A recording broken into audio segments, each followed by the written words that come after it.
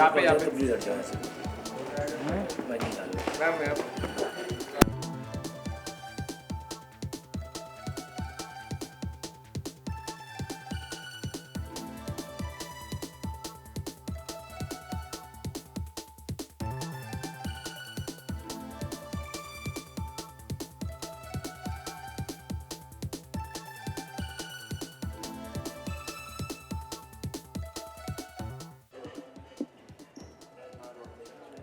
रात्रि की यात्री सीजन 2 आ रहा है। फिर सीजन 1 को देख के लोग इतना इंटरेस्ट है कि सीजन 2 में तो और भी ज़्यादा वो एक्साइटेड है।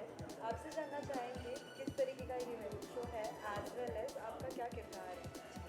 जी हाँ, रात्रि के यात्री 2 रिलीज़ हो चुकी है और हंगामा प्ले पे ऑलरेडी लाइव है और हम तो बहुत ज़्यादा एक्साइटेड है क्योंकि रात्रि के यात्री season 1 was big time hit और हमारे ऊपर प्रेशर बहुत ज़्यादा है। मैं नर्वस हूँ, टेंस हूँ कि क्योंकि मतलब फर्स्ट सीज़न जब चल जाता है तो सेकंड के ऊपर और ज़्यादा लोग नज़र गड़ा के बैठते हैं एंड मैं बहुत खुशनसीब हूँ आई थिंक कि मुझे ये ऐसा किरदार मुझे मिला है क्योंकि मैंने ऐसा किरदार पहले कभी नहीं किया है। मैंने आई थिंक 125 भोजपुरी फिल्में किया है और फिर टेलीविज़न शोज़ भी कर रही हूँ, लेकिन ये किरदार जो है मेरे लिए बहुत मेरे क्लोज़ है ये कैरेक्टर बिकॉज़ मैं हमेशा ऐसा चाहती हूँ कि मैं अलग अलग किरदार करूँ, डिफरेंट रोल्स मिले, चैलेंजिंग रोल्स मिले and thank you Anil sir, आपने मुझे सोचा कि मैं ये परफॉर्म कर पाऊँगी एंड हंगामा प्ले आपके साथ तो मेरा ये सेकंड एसोसिएशन है एंड इट्स ब्यूटीफुल क्योंकि क्या आप बताना चाहेंगे कि किस तरीके की ये स्टोरी है, because audience like they are very excited to know, as well as क्या कुछ मैसेज इससे मिल रहा है सभी को। जैसे कि आई थिंक सब लोग जानते हैं कि ये सेक्स वर्कर के ऊपर है।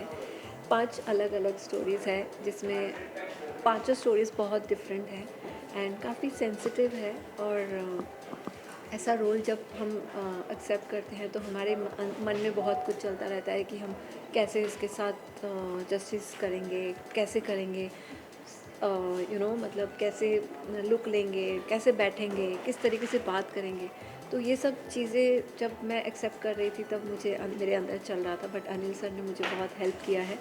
उन्होंने मुझे हर एक चीज़ वो बताए हैं और मैंने हालांकि थोड़ा बहुत होमवर्क भी किया था, लाइक मूवीज़ देखी थी, बुक्स रीड किया था। इनफैक्ट मैं पर्सनली जाके भी सेक्स वर्कर्स के कुछ औरतों से मैं मिली थी और काफ़ी दर्दनाक होते हैं उनके स्टोरीज़ और अंदर अंदर वो लोग कितना भी इनोसेंट हो या सॉफ्ट हो, बट उनका प्रोफेशन ऐसा हो जाता है जिसके चलते उनको ऐसी जगह पे आके उनको स्ट्रॉन्ग होना ही होता है and you can't afford to be very simple and innocent. तो उनका एक अलग बिहेवियर, एक अलग पैटर्न ऑफ टॉकिंग ऐसा हो ही जाता है क्योंकि हम लोग जज कर लेते हैं बट हमें पता नहीं होता है कि इनके पीछे कितना कुछ गया है, क्या स्टोरीज़ है इनके, और सच में बहुत दर्दनाक होते हैं। एंड सेम थिंग इस कहानी में भी दूल्हे राजा मेरे स्टोरी का नाम है और आकाश जी है मेरे साथ और मेरे किरदार का नाम है जैस्मिन। और जैस्मिन के कमरे में अचानक से आकाश जी आ जाते हैं और किस तरह से उनको मतलब एक उनका जो अंदर एक भड़ास रहता है वो उस मेरे साथ मिलने के बाद वो क्या क्या उस रात में होता है, ये बहुत अच्छे से फिल्मा के दर्शाया गया है। So I am really very happy. Ma'am ये पूछना चाहूँगी कि सोसाइटी में जो सेक्स वर्कर्स के प्रति नज़रिया है लोगों का, सोसाइटी के लोगों का, वो कहाँ तक आप गलत समझती हैं? क्योंकि वो जो भी करती हैं वो शायद उतना गलत ना हो। Even government, even the court have legalised या absolutely. What you have to say on it? और मतलब भले पहले शायद मेरे अंदर कुछ ना कुछ ऐसा रहा हो, बट जब मैं पर्सनली उनसे मिली आई वॉज़ लाइक कि मतलब ये टोटल जो परसेप्शन है उनके प्रति, उनको लेके जो इतना लोग जज करते हैं वो कितना गलत है क्योंकि एक एक की कहानी इतना इतना हार्ट टचिंग था और मुझे उस समय सिर्फ रोना ही आ रहा था और मैं कुछ कर तो नहीं पा रही थी क्योंकि मैं शायद उनको ऐसी जगहों से मैं निकाल के तो लेके नहीं जा सकती, बट जिस तरीके से मैं मिल के उन लोगों से मैं प्रभावित हुई, मुझे अपने किरदार में भी बहुत हेल्प मिला एंड मुझे सच में एक अलग रिस्पेक्ट आया उनके प्रति।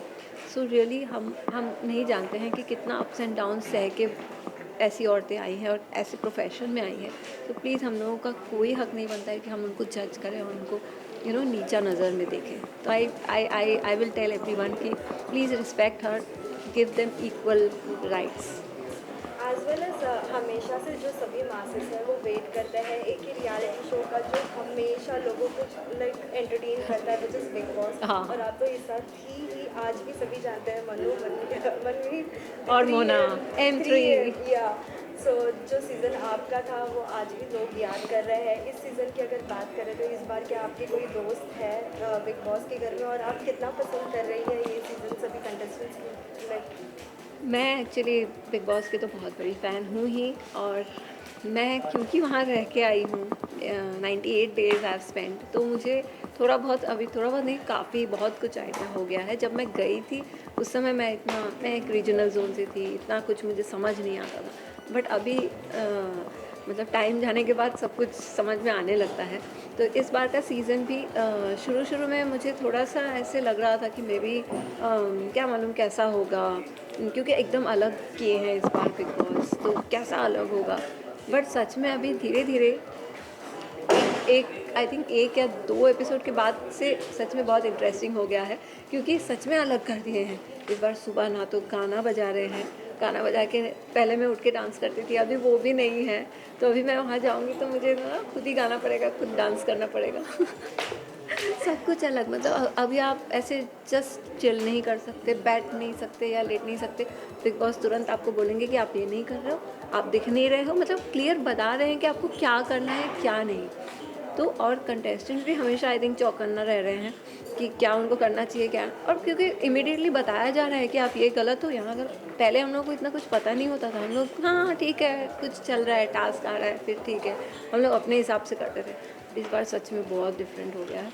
मैं और श्रीजिता हम लोग एक साथ नज़र में काम करते थे, तो ऐसा मतलब एकदम पर्सन टू पर्सन नोन तो आई थिंक वही है. इसके अलावा बाकी मैं सबको तो जानती हूँ, हाँ सबको इन द सेंस लाइक टीना, शालिन और सुम्बुल. हाँ Abdu is my favourite. I think he is Nations favourite. मुझे बहुत पसंद है, एंड जब भी वो आता है तो मुझे लगता है अभी मैं हंसूँगी. बहुत क्यूट है, बहुत ही ज़्यादा. और कुछ एपिसोड्स पहले मैं सुम्बुल के साथ बहुत ज़्यादा कनेक्ट हो रही थी, क्योंकि मुझे ऐसा फील हो रहा था कि मेरे टाइम पे मैं जैसी थी ना, मैं ऐसी लेफ्ट ओवर हो जाती थी. और थैंक गॉड कि कॉमनर्स से मनवीर मेरे दोस्त बन गए थे, and they really supported me. ऐसा मैं कुछ प्लान करके तो नहीं गई थी, बट आई थैंक गॉड कि ऐसे घर में सच में you need someone who is looking after you और who is talking to you. अगर आपको ऐसे डेजर्टेड कर देंगे ना तो बहुत प्रॉब्लम होता है उस घर में. तो मैं सुम्बुल से बहुत रो रही थी कि मुझसे कोई बात नहीं कर रहा है, मैं अपना सिचुएशन फील कर रही थी. तो बहुत कुछ है अभी तो, मतलब कल तो मैंने देखा शालिन को कैप्टनसी से ही हटा दिए हैं पूरे सीज़न के लिए, और दो हफ्ते नॉमिनेट भी कर दिया है. तो रियली मतलब बहुत कुछ चल रहा है जहाँ अभी. आप कॉमनर्स की बात कर रही है वहाँ पे हम देख रहे हैं कि एक तरफ एक ग्रुप बन गया है, लेकिन हाँ. कुछ लोग अलग थलग दिख रहे हैं. उन सभी को क्या मैसेज देना चाहोगे कि कैसे गेम खेलना है, बिकॉज आप भी वो दौर से गुजर चुकी है, राइट? नहीं, वहाँ पे कॉमनर्स कौन है? हमारे टाइम पे जैसे कॉमनर्स थे वैसा कॉमनर्स नहीं, सभी कुछ ना कुछ किए हैं. आर्टिस्ट है या उनको आइडिया है, लाइक उन लोग एंटरटेनमेंट इंडस्ट्री में ही है.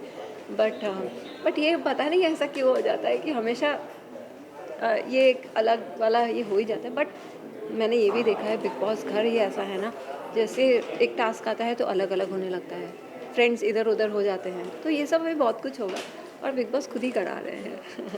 लास्टली सभी फैंस के लिए क्या मैसेज देना चाहेंगे रात्रि के यात्री 2 के लिए? मैं तो सबसे यही रिक्वेस्ट करूँगी कि आप लोग प्लीज़ रात्रि के यात्री 2 देखिए हंगामा प्ले पे. बहुत ही अच्छी सीरीज़ है, बहुत हार्ट टचिंग, दिल से मैं ये कहना चाहूँगी, क्योंकि और हर एक स्टोरी के एंड में एक बहुत ही अच्छी मैसेज भी है जो बहुत इमोशनल है. So please watch us and please love us. Thank you. Ma'am